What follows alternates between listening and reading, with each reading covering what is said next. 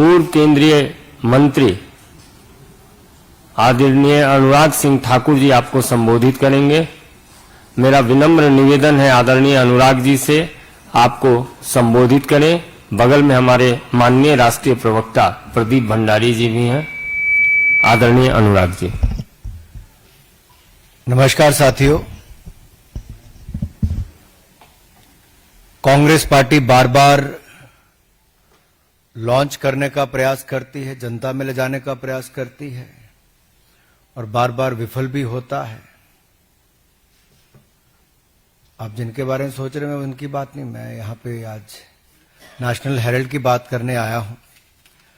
और national Herald का नाम सुनते ही आज कांग्रेस पार्टी के पूरे इकोसिस्टम में सेंसेशन होने लगते हैं। सेंसेशन जैसे कि छटपटाहट, कपकपाहट, धड़धड़ाहट, फड़फड़ाहट, डगमगाहट, लड़खड़ाहट। और ऐसे सेंसेशन होने लाजमी भी हैं, क्योंकि पकड़े जो गए हैं चोरी करते हुए फिर से। और आजादी के बाद आज तक अगर आप कांग्रेस का देखेंगे, एक नहीं अनेक घोटाले सामने आए। लेकिन ये अपने आप में एक ऐसा मॉडल है जो किसी के गले नहीं उतर रहा। आप मीडिया से बड़ी संख्या में आज सुबह सुबह यहां पर आए हैं। नेशनल हेराल्ड जो नेहरू जी ने 1938 में शुरू किया, वो चल नहीं पाया। ठीक है, बहुत सारे काम है जो नहीं चल पाते। 2008 में ऐसी परिस्थितियां हो गई कि नहीं चल पाया। ऐसी कौन सी मजबूरी हो गई एजेएल के लिए जो नेशनल हेराल्ड को छापते थे कि उसको बचाने के लिए एक नई कंपनी बनाई जाए यंग इंडियंस के नाम से, और उस यंग इंडियन में भी एक परिवार की 76% हिस्सेदारी दी जाए, और यंग इंडियंस बनाने के लिए भी 50 लाख का लोन ये भी कांग्रेस पार्टी ही दे। और ये लोन 50 लाख का क्यों दिया गया? एजेएल को खरीदने के लिए। यानी कि कांग्रेस पार्टी एक तरफ से 50 लाख का लोन देती यंग इंडियन को बनाने के लिए, दूसरी तरफ से एजेएल है जिसके ऊपर कर्जा है, और कर्जा भी कांग्रेस पार्टी का 90 करोड़ का है, लेकिन संपत्ति 2000 करोड़ की है। और मजेदार बात यह है कि यंग इंडियंस के बनने के बाद मात्र 50 लाख रुपया देकर 2000 करोड़ रुपए की संपत्ति यंग इंडियंस के नाम पे हो जाती, मात्र 50 लाख रुपया देकर। और जो बकाया 89.50 करोड़, 99 करोड़ 50 लाख रुपया जो बाकी था, वो कांग्रेस पार्टी माफ कर देती है। अब सवाल खड़ा यह होता है, क्या कांग्रेस पार्टी लोन दे सकती है? क्या कोई पॉलिटिकल पार्टी लोन दे सकती है? सबसे पहला सवाल तो यही है। और लोन दिया तो क्या उस पर ब्याज भी लिया जाता था कि नहीं लिया जाता था? अब नेशनल हेराल्ड है क्या? It's not a daily newspaper, ये दैनिक अखबार नहीं है।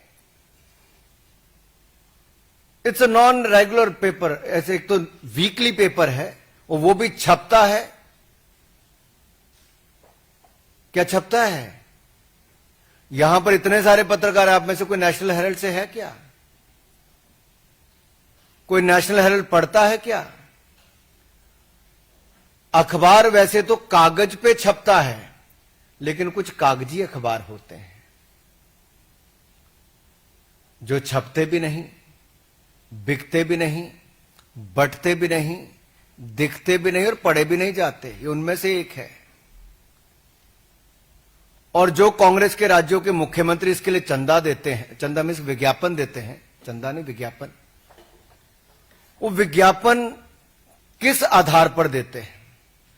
दैनिक अखबार जिनके बहुत सारे अलग अलग जिलों के संस्करण निकलते हैं, उनको चवन्नी मिलती है और नेशनल हेराल्ड को चांदी के सिक्के मिलते हैं।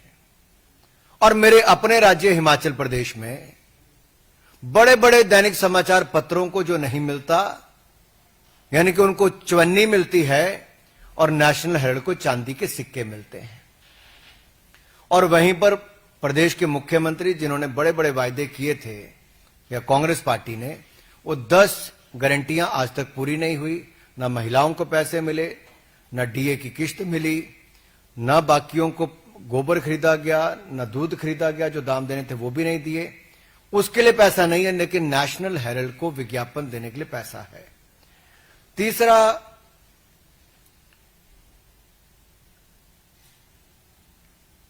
ये जो आंकड़े सामने आए, इसके बाद कांग्रेस पार्टी ने कहा नहीं नहीं, कुछ तो खरीद फरोख्त हुई नहीं।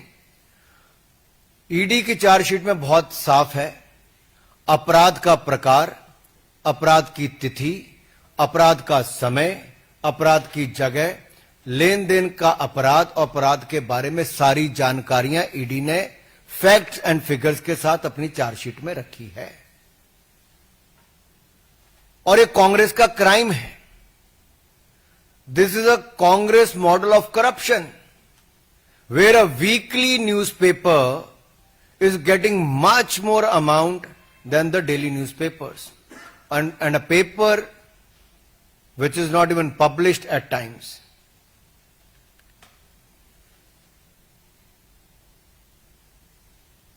ये एटीएम बनकर रह गया कांग्रेस पार्टी के लिए।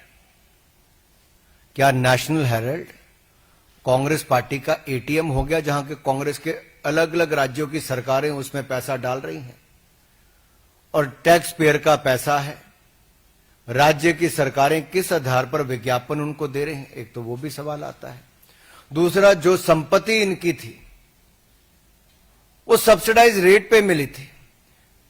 मुंबई की हो, दिल्ली की बहादुर शाह जफर मार्ग की हो, लखनऊ की हो, इन सारी और देश भर के अन्य संस्थानों में, अन्य जगह पर जो भी इनको प्रॉपर्टीज दी गई, वो करोड़ों अरबों रुपए की प्रॉपर्टीज हैं। वो अखबार चलाने के लिए दी गई थी, सब्सिडाइज रेट पे दी गई थी। क्या उनसे किराया लेने का काम किया जा रहा है कि वो किराया भी फर्जी उतना ही है जितना फर्जी न्यूज़पेपर छापने के आंकड़े हैं? वायदे भी फर्जी, इनके नेतृत्व भी वैसा, आंकड़े भी फर्जी, और अब क्या किराया भी फर्जी है? क्या ये कांग्रेस के लिए मुद्रा मोचन स्कीम बन गई है? And as I said earlier, is it an ATM for Congress party, where Congress ruled governments are giving money or depositing money through the advertisement?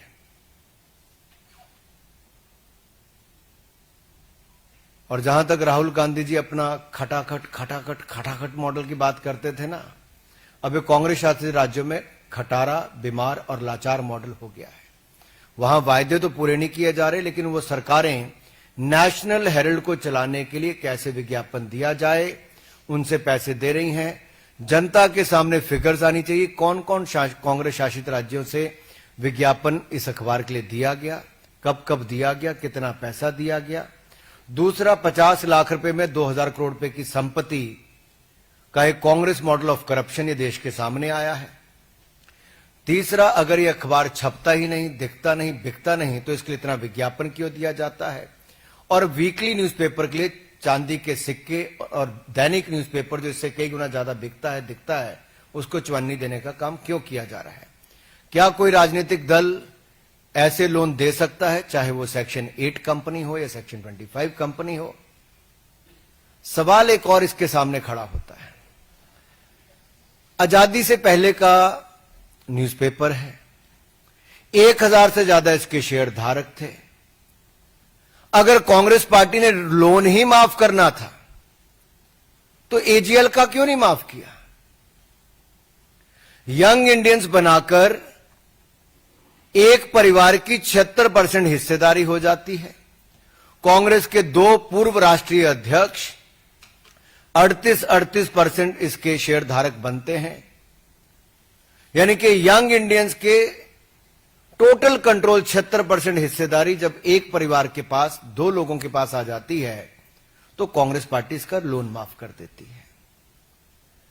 अगर ये 1000 लोगों के पास एजीएल रहती तो शायद उतने लोगों का ऋण माफ होता, लेकिन अब तो 2 ही लोग रह गए, जो बाकी 2 थे वो तो स्वर्गवास हो गया।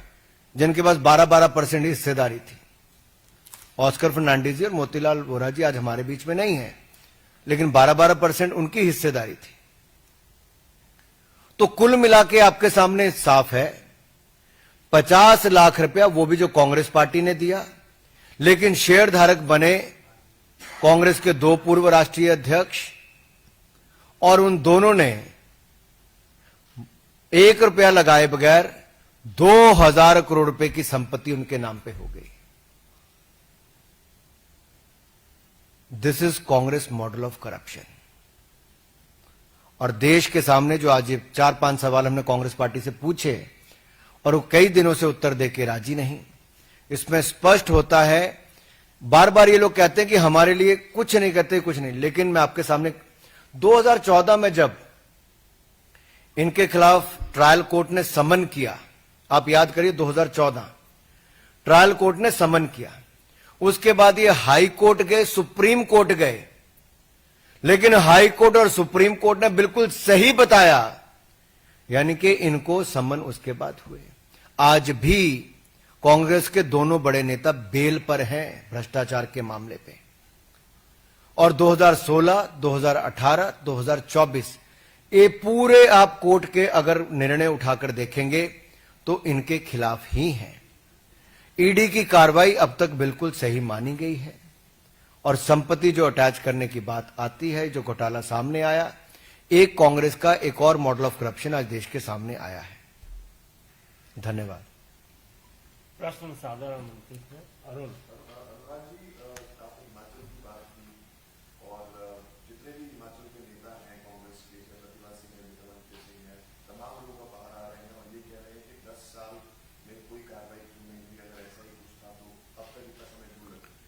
हिमाचल में 11 दिसंबर 2022 को जब कांग्रेस की सरकार बनी, उससे 20 फरवरी 2025 तक करोड़ों रुपए नेशनल हेरल्ड को दे दिए गए विज्ञापन के रूप में। सवाल यह खड़ा होता है, नेशनल हेरल्ड हिमाचल में पढ़ता कौन है? क्या कांग्रेस के विधायक, मंत्री, कार्यकर्ता, क्या वो भी पढ़ते हैं? मेरा कांग्रेस के कार्यकर्ताओं से सवाल है भाई, ये चोर मचाए शोर वाला काम नहीं चलेगा कि आप देशव्यापी शोर मचाओ अभियान चलाओगे। ये चार्जशीट आने के बाद कांग्रेस के इकोसिस्टम को सांप सूंघ गया है। अभी हल्ला मचाने का काम कर रहे हैं। अपने गिरेबान के अंदर झांक कर देखे कांग्रेस के सारे कार्यकर्ता, क्या कोई एक व्यक्ति भी नेशनल हेरल्ड खरीदता है क्या? नेशनल हेरल्ड पढ़ता है क्या? किसी के घर पे नेशनल हेरल्ड आती है क्या? देश के लोग अपने स्थानीय हॉकर्स के पास जाएं और पूछें कितनी नेशनल हेरल्ड उनके क्षेत्र में आती है।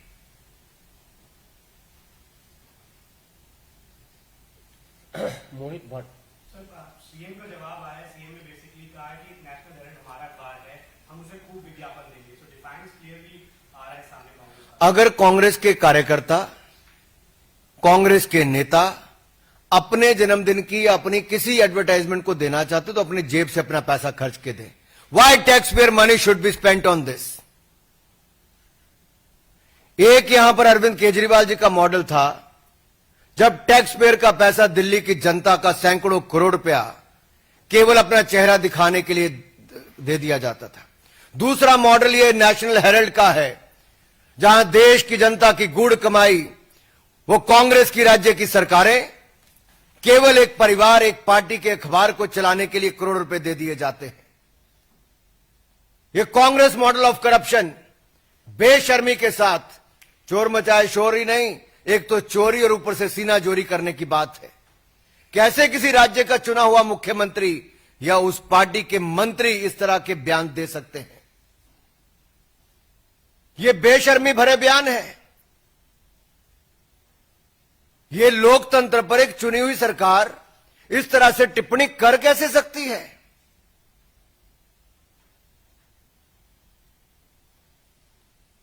ऐश्वर्या पालीवाल।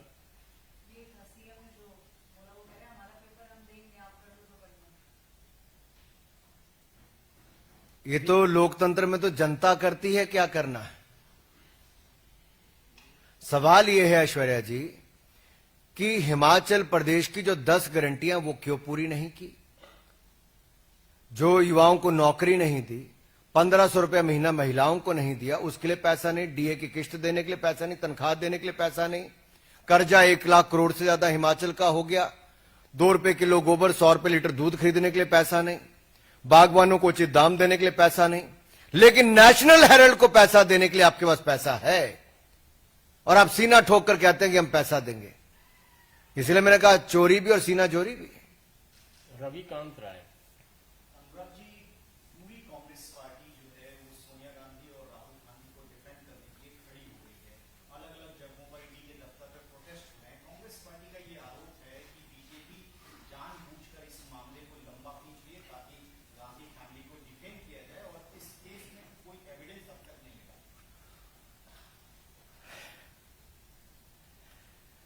काले कारनामे करने के बाद आप ईडी के दफ्तरों पे जाके कालक पोतोगे तो कुछ नहीं होगा भाई। ये तो वही है कि ये लोग आईना साफ करते रहे लेकिन धूल तो चेहरे पर थी, ये कालक तो चेहरे पर है। ईडी के दफ्तरों पे जितने मर्जी कालक पोतते रहे, इससे कुछ होने वाला नहीं। कोर्ट में बार बार 2014 से लेके 2025 हो गई, कोई राहत इनको नहीं मिली है। केवल एक राहत मिली कि बेल पर है। ईडी की कार्रवाई को कोर्ट ने अब तक सही ठहराया है। जो समन दिए गए थे उसको रोकने की इन्होंने मांग की, कोर्ट ने बार बार कहा सही है। ट्रायल कोर्ट से लेके हाई कोर्ट से लेके सुप्रीम कोर्ट तक, यानी कि सुप्रीम कोर्ट से ऊपर एक सुप्रीम परिवार हो गया क्या? क्या न्यायालय इनके लिए कुछ नहीं है? अदालतें इनके लिए कुछ नहीं है? तभी तो हम कहते हैं कई बार इनके लिए family first, party next, nation last, ये कांग्रेस के लिए है। और इनके लिए पहला परिवार, इनके लिए यही सब कुछ है। और पहले परिवार का अखबार जिसमें 76% हिस्सेदारी हो, उसके लिए तो कांग्रेस का मुख्यमंत्री के कार्यकर्ता सब यही करेंगे भाई। कुर्सी जो बचानी है, किस्सा तो कुर्सी का है यहां पे। कांग्रेस कह रही है कि जब भी चुनाव आता है तब एजेंसियों को आगे कर दिया जाता आज कौन सा चुनाव है बताओ? है। कह रही कि बिहार यानी कि एजेंसी अब चुनाव को देख के काम करेगी। एजेंसी का काम निरंतर है। ये लोग जल्दी जवाब क्यों नहीं देते? क्यों नहीं कोर्ट में कहते कि इसकी जल्द से जल्द निर्णय दें? मैं कांग्रेस पार्टी को खुली चुनौती देता हूं आज इस मंच से, जितने कांग्रेस के नेताओं पे भ्रष्टाचार के मामले चल रहे हैं वो कोर्ट में आकर कहें कि एक तय सीमा के अंदर इनके सारे जांच जो है उसको पूरी करके कोर्ट निर्णय कर दे। क्यों नहीं कांग्रेस का नेता कहता? कोई क्यों नहीं कहते? टाइम बाउंड करने के लिए क्यों नहीं कहते वो? अगर है दम तो कहो कोर्ट में आके। आनंद पांडे।